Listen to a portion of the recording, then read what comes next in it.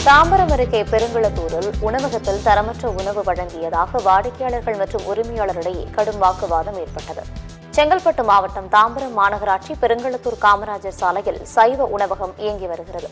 இங்கு வாடிக்கையாளர்களுக்கு புளித்து போன இட்லி வழங்கப்பட்டதாக கூறப்படுகிறது.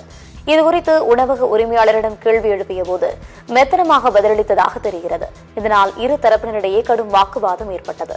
இது தொடர்பான வீடியோ தற்போது சமூக வலைதளங்களில் வைரலாகி வருகிறது.